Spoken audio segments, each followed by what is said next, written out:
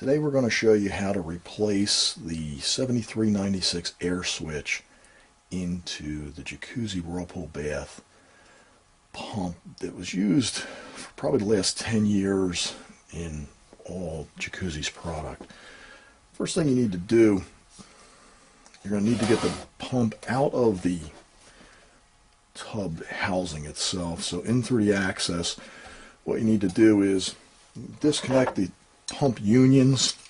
You can do that by just loosening them, spinning them off. These are going to stay in place when you take them out of the tub. They'll be attached to the piping. They're loose here, so I'll just set them aside. One thing you have to be very careful of is you have to make sure that this O-ring, you don't lose it, and when you put it back together, that gets back into the groove. Set that aside. Same thing here. You loosen up the front union. That'll be the suction side. Same thing. It'll have a O-ring. That'll free the pump from the plumbing. Next thing you'll have to do is underneath the bracket, you're going to have two bolts, 7/16" bolts that are going down into the plywood. You'll need to loosen the front one and totally remove the back one. That'll allow your motor to pull out. Unplug the motor so there's no power. Now that you have it outside of the hole, it'll be sitting like this. You'll have this line which goes up to your 3-panel button. There's a retainer nut on that line. Just loosen that. Give the little pull. That'll pull off of the barb. That's the switch. This is the switch we're actually going in after. Looks like this. Has the retainer compression nut, a nut to hold it in the casing, and then the switch with 2 terminals.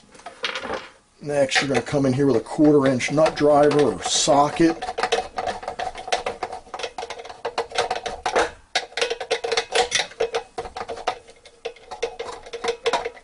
There's 2 screws. Sometimes they can be rather tight. One in the bottom.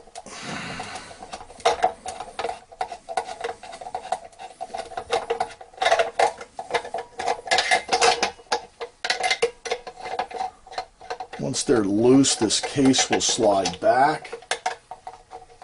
You save the screws, you're going to need them to put it back together. The whole cap will slide back. Now what I do is take the nut that's holding the switch in place, loosen and remove it.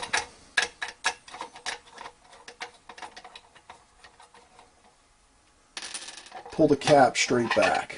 Now the switch will kind of hang there right in place. What you'll need to do, take needle nose, remove your wires, and they'll kind of dangle right where they need to be. Reattach them. They're reversible. It doesn't matter which one goes where. If you would happen to get a switch with 3 terminals, you would use the short terminal. Sometimes there would be a second terminal up here, and either one of the top terminals, it wouldn't matter. One's normally open, one's normally closed. You will have to use this nut with this switch. The threads are different between the old one and the new one. Take your cap. There's a kind of a slot in the bottom where it comes around the motor. You should put my finger on there, push it back in till the threads pop through. Put your nut back on. Tighten it up. The wire comes through a cap here. They have a wire tie holding it so it doesn't come out. Realign that. Screw it back together.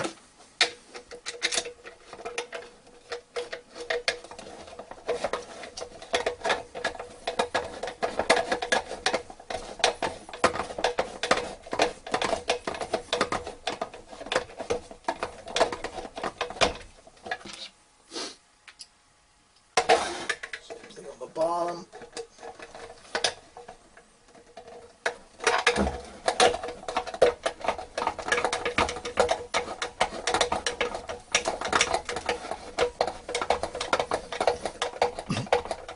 The way you can test this switch to see if it's good or bad, if you have a short piece of tubing, once you get it back in, you can blow in it to trigger the switch to make sure it's okay. Once you get it all back together, I usually cut off the end of the tubing so you get a fresh piece of tubing, spear it onto your barb, put your retainer back on.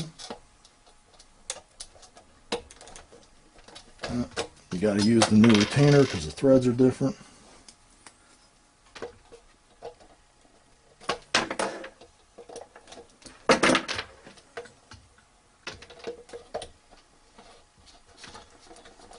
That'll keep the line from being pulled off.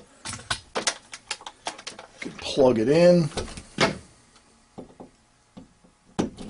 Check, make sure you're right, everything's good. Just blowing the line to trigger it. You're good to go. Put the whole unit, slide it back in. You'll usually have to hold your upper coupling as it goes in. It has to clear here, so you have to lift this a little bit to get it when you're going back in your piping. Make sure your O-ring is in place.